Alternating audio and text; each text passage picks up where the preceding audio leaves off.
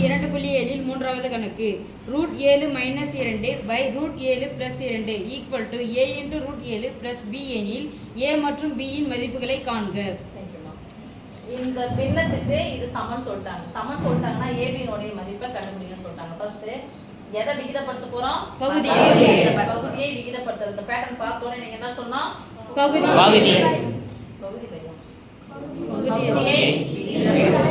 பகுதியை விகிதப்படுத்துதல். பகுதியில் எத்தனை நம்பர் இருக்கு? எத்தனை நம்பர் வரணும்? ஒரே முழு எண்ணா வரணும். ஒரே முழு எண்ணா வரணும். போலாமா? √7 - 2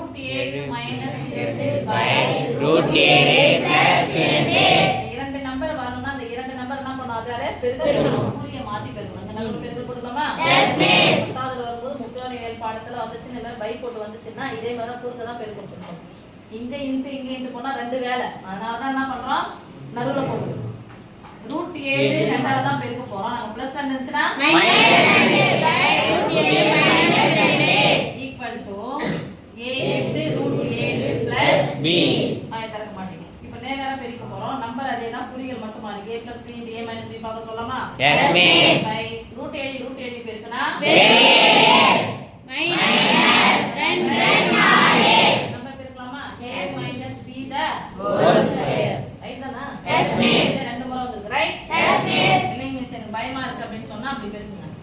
எப்பவும் போட்டு பெருக்கிற மாதிரி பெருக்குங்க. ரெண்டுமே ஃபார்முலால சொல்லி தரேன். ரெண்டு கணக்கு ஃபார்முலால சொல்லி தந்துறேன்.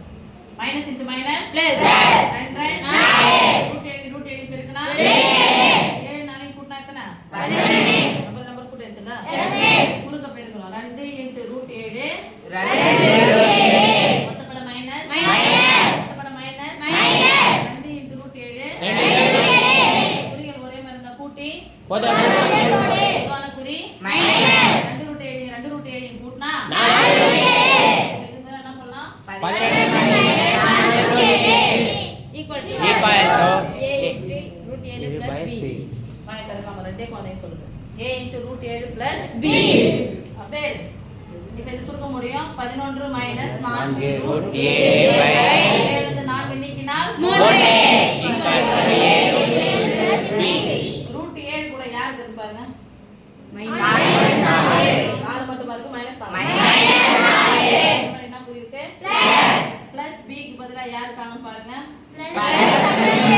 அப்ப இந்த பை 3 அப்ப ரெண்டுத்துக்குமே இது சேரணும்.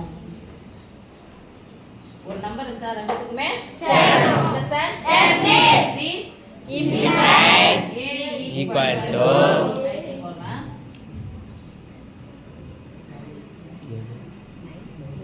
ஒரு நம்பர் இருந்துச்சுன்னா நடுவுல பிளஸோ மைனஸ் இருந்துச்சுன்னா எத்தனை நம்பர் இருந்தாலும் அந்த பை ஒரு நம்பர் ஆனது எல்லாத்துக்கும் சமம். அப்ப 11/7 -4/2. ஓகே? √7 க்கு முன்னாடி யார் இருக்கா? √7 க்கு முன்னாடி யார் இருக்கான்னு பாருங்க. -4/3.